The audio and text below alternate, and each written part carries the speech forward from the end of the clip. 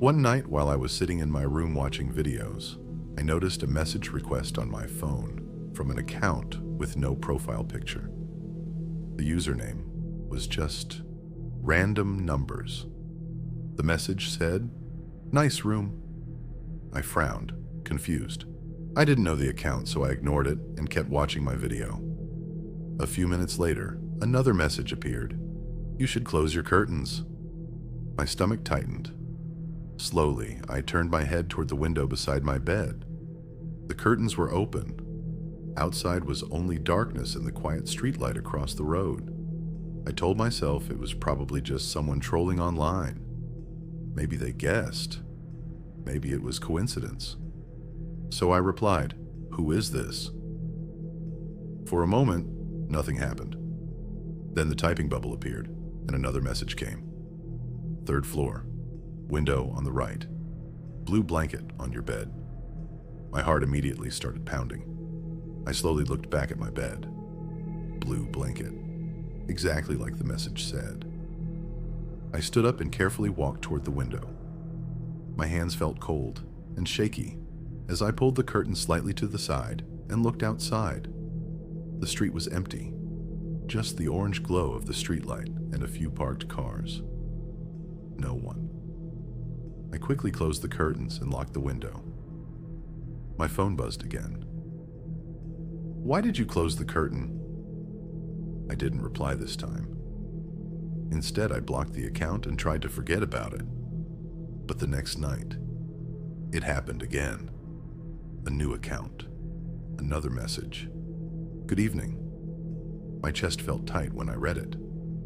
Before I could block the account, another message arrived. "You moved the chair closer to the window today." I slowly turned my head. The chair next to my desk was exactly where I moved it earlier that afternoon. A cold feeling crawled down my spine. I walked quietly toward the window again, but this time I didn't open the curtain. Instead, I turned off my room light. Now my room was dark, and the window turned into a mirror. I could see the reflection of my room, my bed, my desk, the chair, and behind me, the door. Everything looked normal. Until another message appeared on my phone. "You shouldn't have turned off the light." My hands started shaking. Then the next message came. "Now I can't see you anymore." I froze. Slowly, very slowly, I turned my head toward the window. And that's when I noticed something I didn't see before. Across the street, in the shadow between two parked cars, someone was standing there, perfectly still, watching my window. And when my phone buzzed again, the message said, "Don't worry, I'll get closer tomorrow." I barely slept that night. Every small sound in my apartment made my heart race. I kept thinking about the figure standing across the street, watching my window in the dark. In the morning, I told myself it was probably just someone messing with me. Maybe it was a coincidence. Maybe the person wasn't even watching me. But deep down, I knew that wasn't true. Before leaving my apartment, I looked outside the window again. The street looked completely normal. Cars passing, people walking, nothing strange. But when I checked my phone, there was a new message from another unknown account. "Good morning." My chest tightened immediately. Another message appeared. "You didn't sleep much," I quickly typed back. "Who are you?" For a few seconds, there was no reply. Then the typing bubble appeared again. "Someone who likes watching you." A cold feeling ran through my body.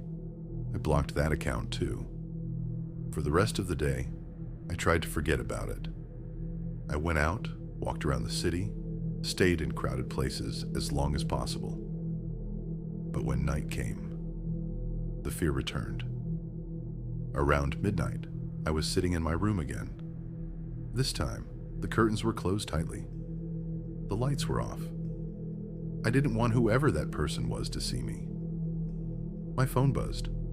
Another unknown account. My hands started shaking before I even opened the message.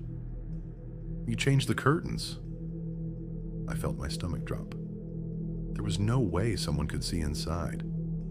The curtains were fully closed. I didn't respond. Then another message came. "It doesn't matter."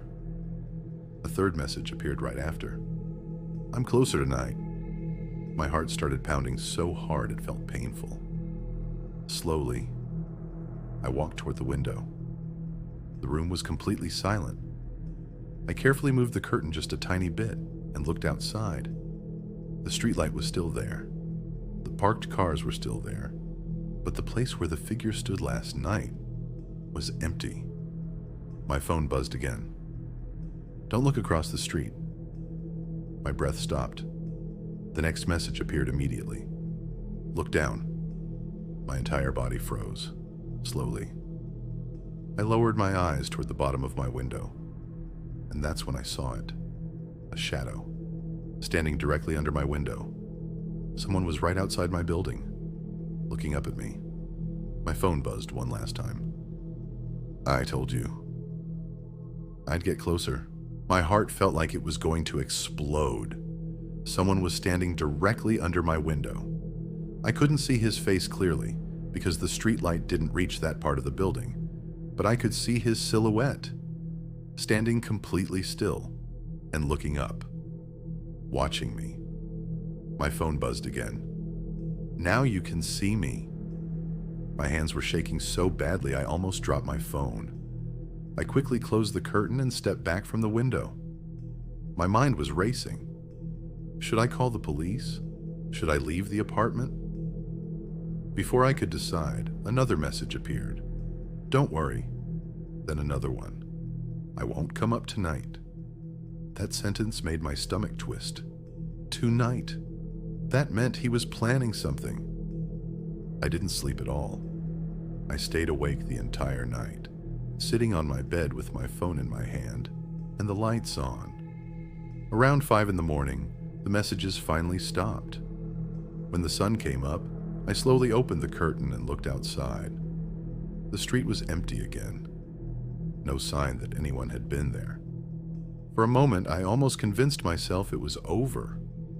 But later that day, when I returned home from work, something felt wrong immediately. My apartment door was slightly open, just a few centimeters. I was sure I locked it before leaving. My heart started pounding again. I slowly pushed the door open and stepped inside. Everything looked normal. The couch, the kitchen, the hallway. Nothing looked out of place until I walked into my bedroom and froze. My curtains were open. I was sure I left them closed. The chair that was next to my desk was now placed directly in front of the window, facing outside, like someone had been sitting there, watching the street. My phone buzzed again. Another unknown account. My hands trembled as I opened the message. "I told you I wouldn't come up last night." My chest tightened. Then the final message appeared. But I never said anything about today. I slowly lifted my head and looked toward the mirror on my wall. And that's when I saw it, behind me. The bedroom door was slowly opening, and someone was standing in the dark hallway, watching me. My phone buzzed one last time. "Now you can finally see me."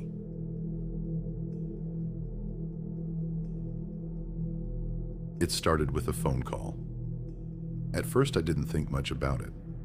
Unknown numbers call all the time, especially late at night.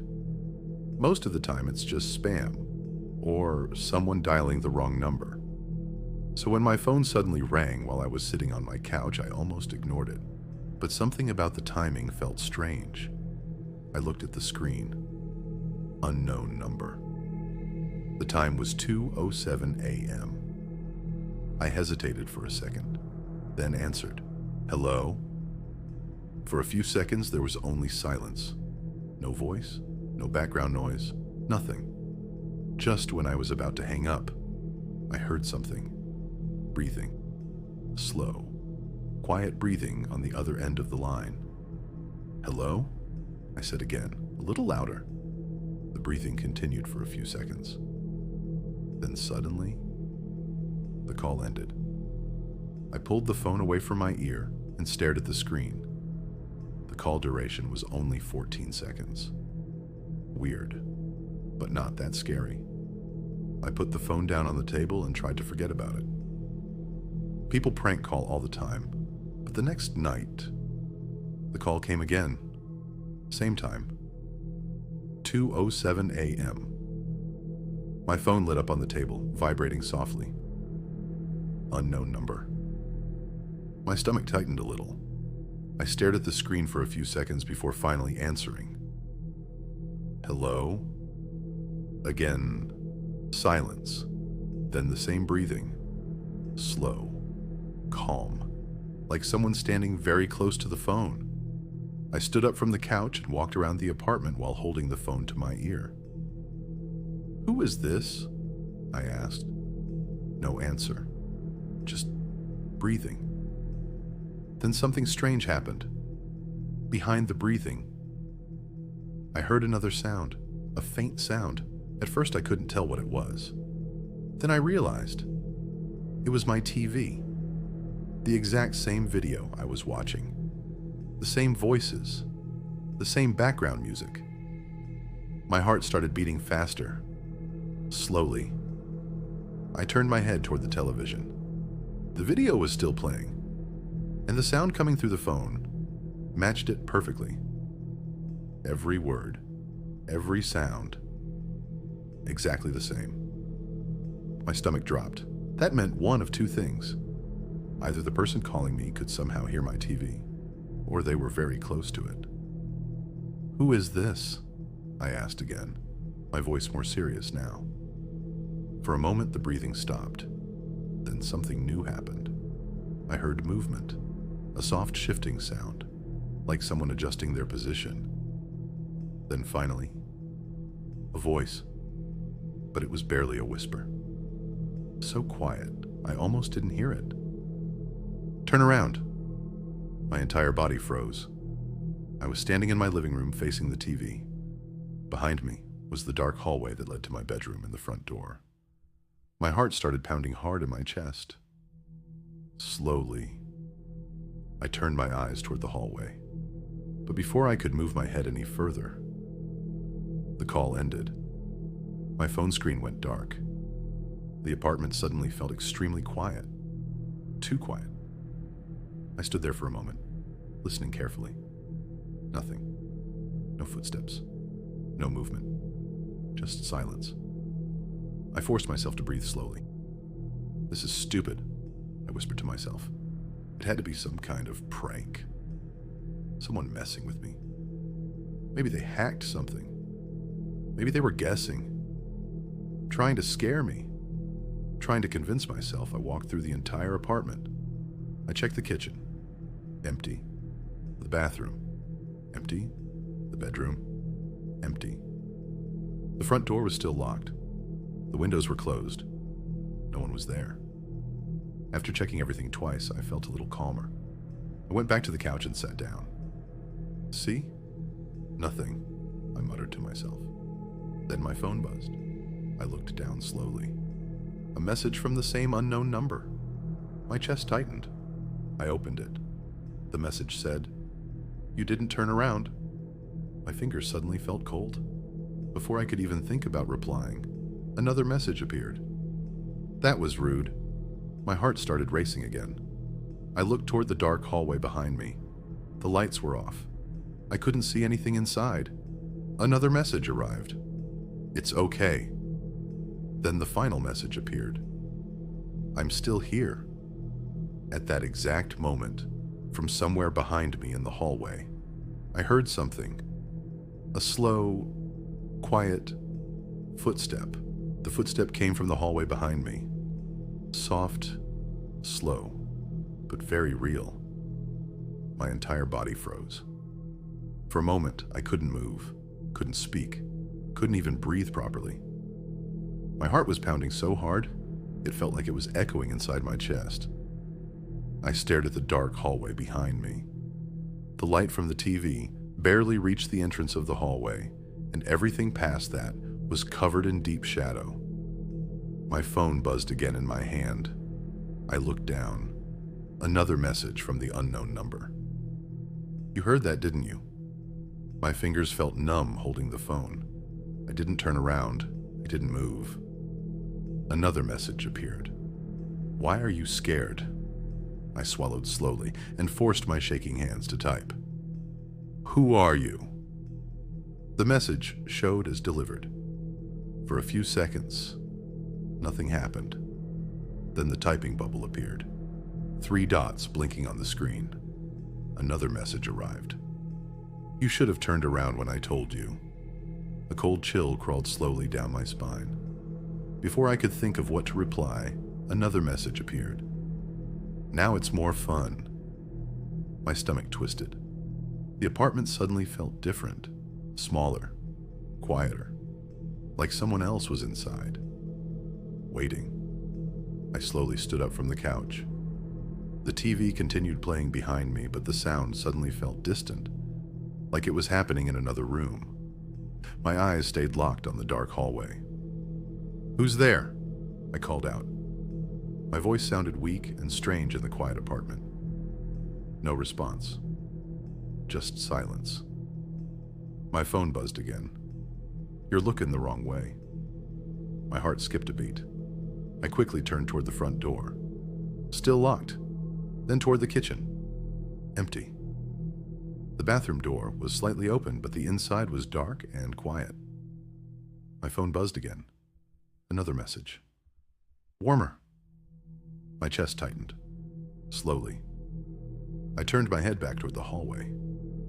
The darkness there felt thicker now, like it was hiding something. Another message appeared. Almost. My hands started shaking again. Step by step, I walked closer to the hallway entrance. The wooden floor creaked under my feet. Every sound felt too loud, too clear, like someone inside the hallway could hear every movement I made. I stopped right at the entrance. The darkness stretched all the way to my bedroom door at the end. My phone buzzed again. I looked down. "Stop." I froze immediately. Another message appeared. "Don't come closer." My breathing became shallow.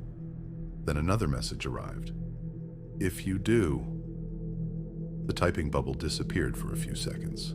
Then the rest of the message appeared. "You'll see me." A heavy silence filled the apartment. I slowly lifted my eyes back toward the hallway. At first I didn't see anything. Just darkness. Then something moved at the very end of the hallway, near my bedroom door. It was small at first, just a shift in the shadows, like something slightly darker than the darkness around it. My heart started racing again. Then my phone buzzed. Another message. Too late. At that exact moment, the bedroom door at the end of the hallway slowly creaked open. The sound echoed through the apartment. Creak. The darkness inside the bedroom was even deeper than the hallway. And then, from inside that darkness, something slowly stepped forward. A shape. Tall. Thin. Standing completely still at the end of the hallway. Watching me. My phone buzzed again. One final message appeared. "Now." A second message followed. "Turn around." My blood ran cold, because I was already facing the hallway, which meant only one thing. The message wasn't talking about the hallway. It was talking about what was standing behind me. My blood ran cold. The message on my phone said, "Now, turn around." But I was already facing the hallway, which meant only one thing. Whatever sent that message wasn't talking about the hallway. It was talking about behind me. My hands started shaking violently. Slowly. Very slowly. I began turning my head. My heart was beating so hard it almost hurt. The living room behind me looked normal at first. The couch, the TV still playing. the small table next to it.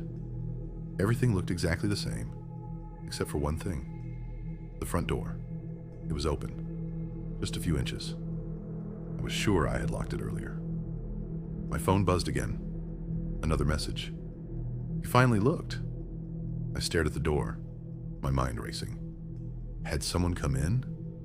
But then I remembered something that made my stomach twist. The figure in the hallway was still there, which meant there were two of them. My phone buzzed again. Don't worry. Then another message appeared. He won't hurt you. My breathing became fast and shallow. Slowly. I turned my head back toward the hallway. The tall shape was still standing there, not moving, just watching me. I tried to see its face, but the darkness hid everything except the outline of its body. My phone buzzed again. He's been waiting. Another message appeared immediately after. For you to notice him. A cold chill ran through my entire body. Then something terrifying happened. The figure at the end of the hallway moved. Just one step forward. The floor creaked softly. My legs felt weak. I wanted to run. I wanted to scream. But I couldn't move.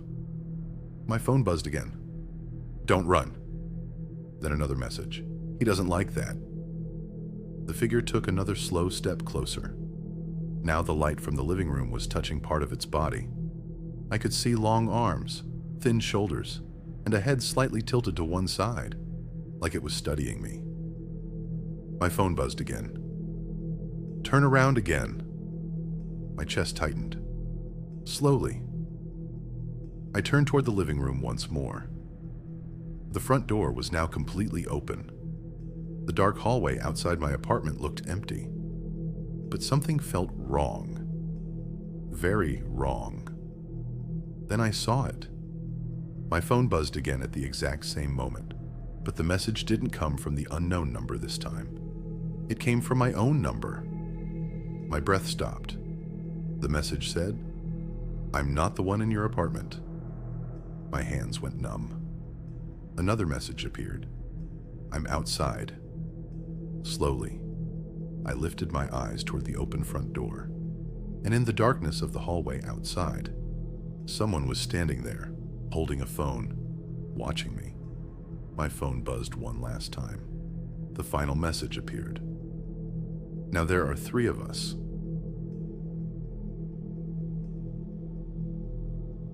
I never thought someone was watching me. Not until the night I noticed the car parked across the street. It was a dark sedan. The engine was off, but the lights were completely turned off too, like someone was sitting inside and didn't want to be noticed. At first I ignored it. People park outside my apartment all the time. But the strange thing was that the car was still there the next morning. And the morning after that. Always in the same place. Facing my building. I told myself it was probably just a neighbor's car. But deep inside, something felt wrong. The first real sign happened one night when I was returning home from work. It was around 11:40 p.m. The street was almost empty. As I walked toward my apartment building, I felt like someone was walking behind me. Not close, just far enough that I could hear the faint sound of footsteps matching my pace. When I stopped walking, the footsteps stopped too. I turned around quickly. Nobody was there.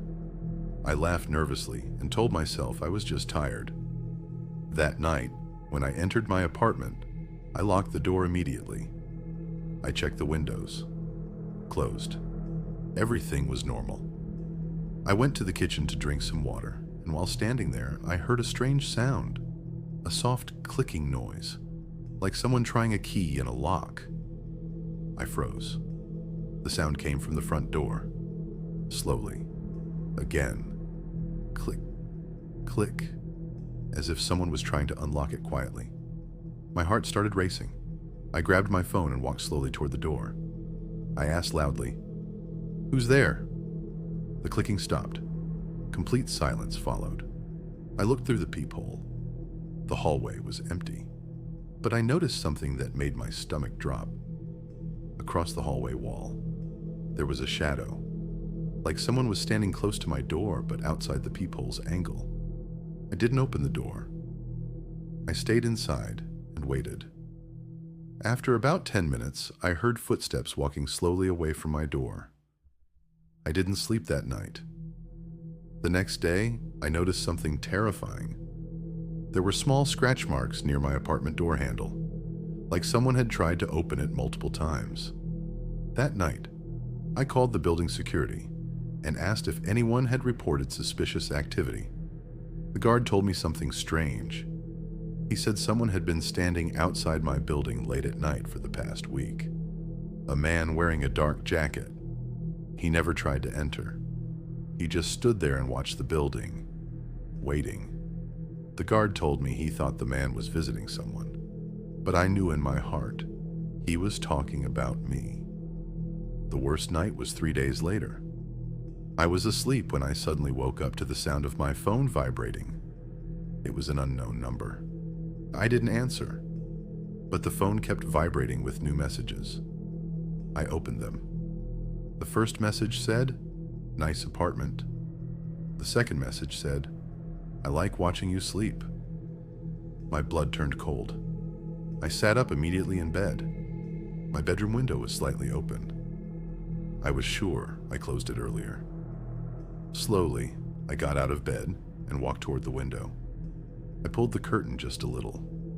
Across the street, the dark sedan was parked again, and this time, the headlights were turned on. Someone was sitting inside, looking straight at my window. My phone buzzed again. Another message. "Don't close the curtain." My breathing became heavy. I slowly turned around and looked at my bedroom door. The hallway outside was dark. Then another message appeared. "I'm already inside." At that moment, I heard a soft sound behind me, like someone slowly standing up from the chair in the corner of my room.